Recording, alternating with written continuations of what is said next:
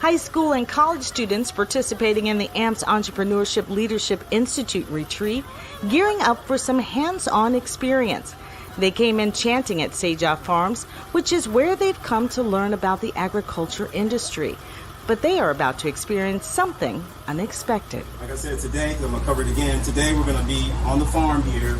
We're going to learn about what farmers do. We're going to have a panel discussion with some of the farmers and some of the advocates, and they're going to talk to you about what they do and what some of their challenges are, and then we're going to figure out exactly how we can help or how we can solve issues. Before we start the panel, just remember one of the biggest things on why you're here for the weekend is to build relationships, right?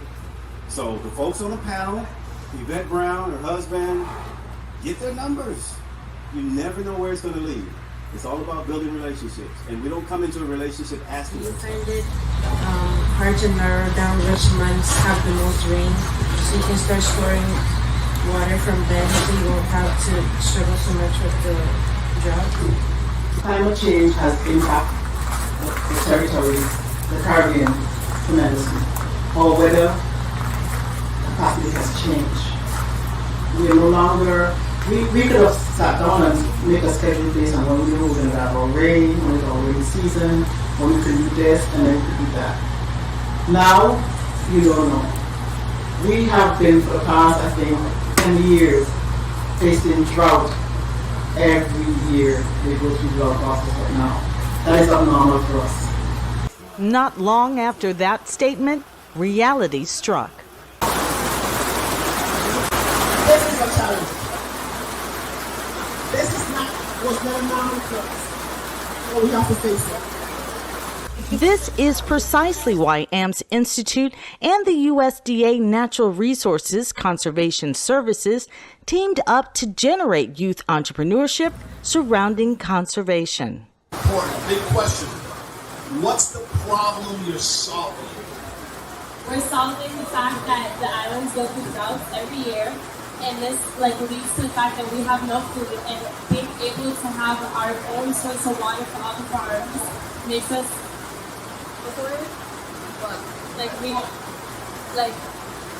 we depend on our so we can self-sufficient. Yeah. For us, in our agency, this kind of activity and this kind of collaboration is very, very, very important, because we depend on this kind of activity to spread the word and to try to bring more young people into the agricultural businesses. This program is the brainchild of CEO and founder James Amps of Amps International, who gives high school and college students a hands-on introduction into different industries at no cost to them, then creates a pitch competition out of it for a cash investment. Co-owner of Seja Farms, Dale Brown. James Amps knows the best way to build a business is to solve a problem, which is why these farmers came to share their struggles. I'm growing what you want that is available and best grown at that particular time. The consumer will take it. The issue we are having though in this business is that there's not enough local food consumption.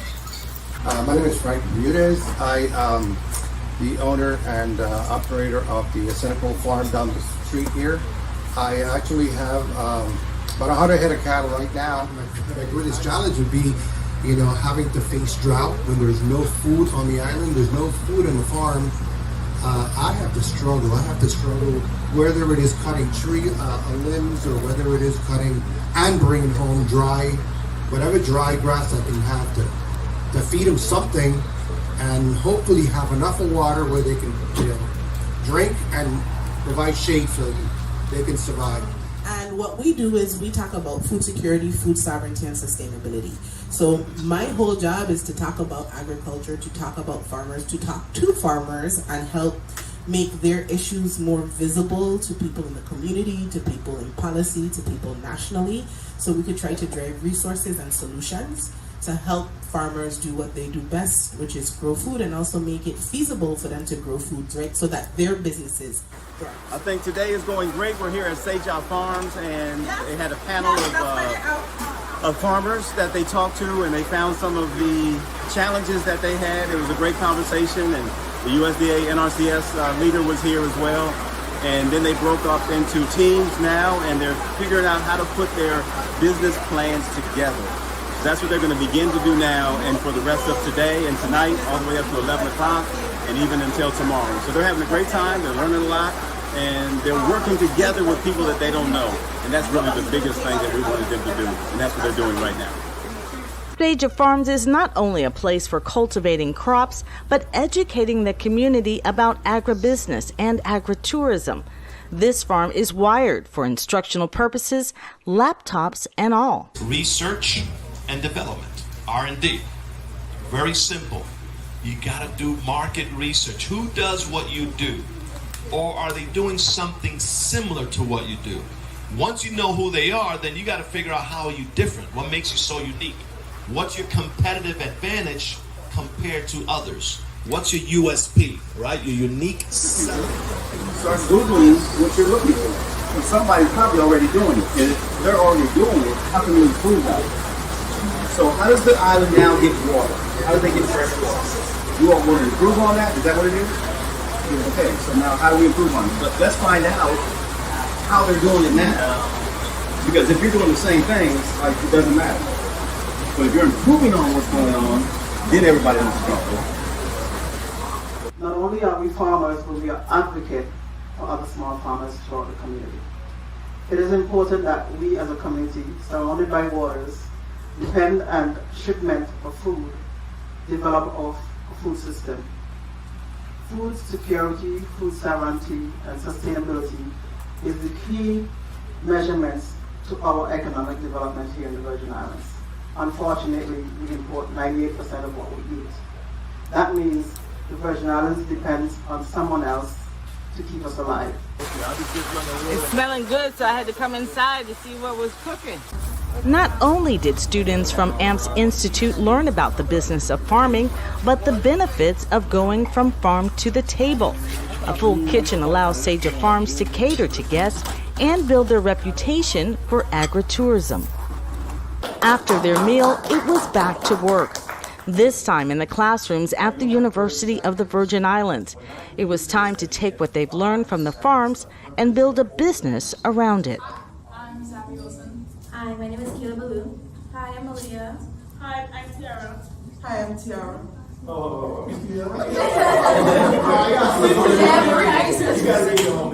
there are a lot of things that young people can utilize as well as the technology, some of these new apps, and help provide services to these farmers, especially in record keeping, accounting, in marketing, using digitization to market farmers' commodities.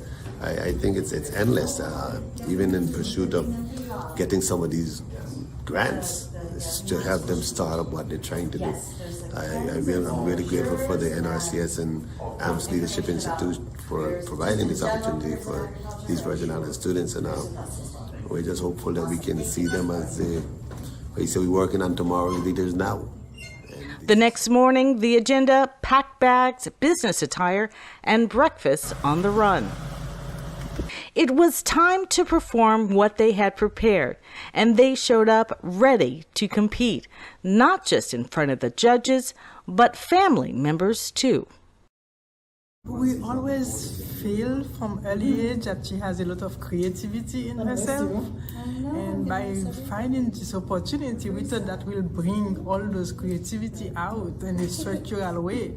So we are happy she decided to participate, and we hope to see what she come up today.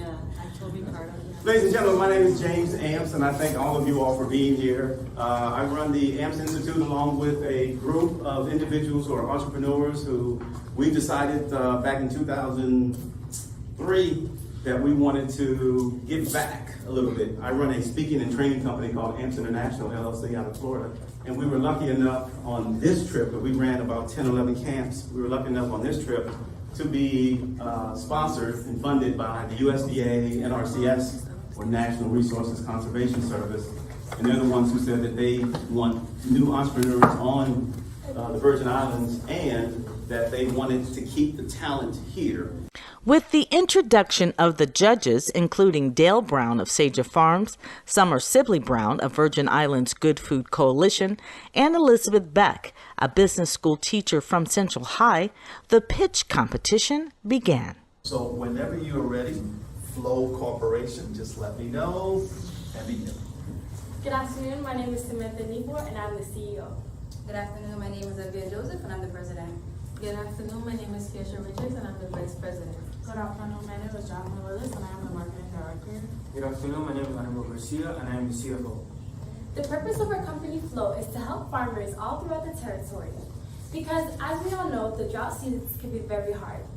When there's no water, crops cannot grow, and we need the water in order to help us be self-sustainable with our food and the way that we live. Our goal is to help the Virgin Islands become a self-sustaining territory. Our market plan is to provide water to local farmers on St. Croix for the cost of $1.40 per gallon. To promote this idea, we will use radio talk shows, social media, blogs, news articles, and advocacy. Introducing Farmers Flowers, we will work alongside farmers to grow flowers and sell them to local consumers. We'll be using local farmers' unwanted plants and flowers to make bouquets.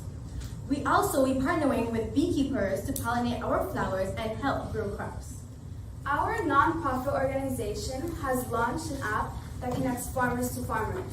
Hence our slogan, We are the outlet to your plug. Our app will combat supply chain issues during natural disasters. The Farmers Plug will create job opportunities within the community. To assist those whose incomes have been affected by natural disasters.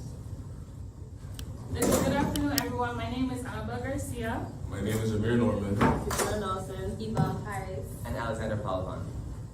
Did you know that 95% of produce consumed in the U.S. Virgin Islands isn't actually locally grown? It's imported.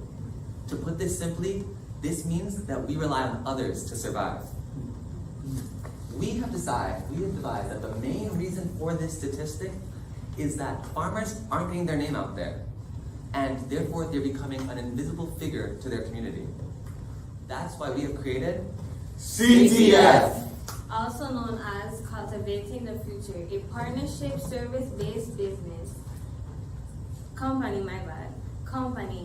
that specializes in marketing services, solution strategies, and connection.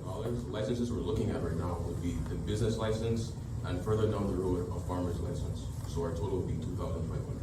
Where we are going to promote agricultural stories of the Virgin Islands, as well as showcase our clients and showcase what they're doing and showcase what we're helping them with to really tell their story. Because as we've learned this weekend, story sells.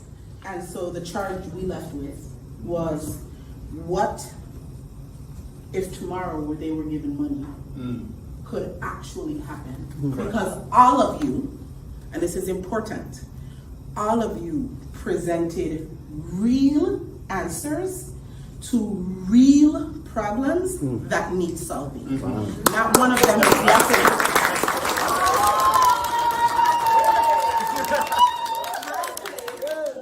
Cultivating the future.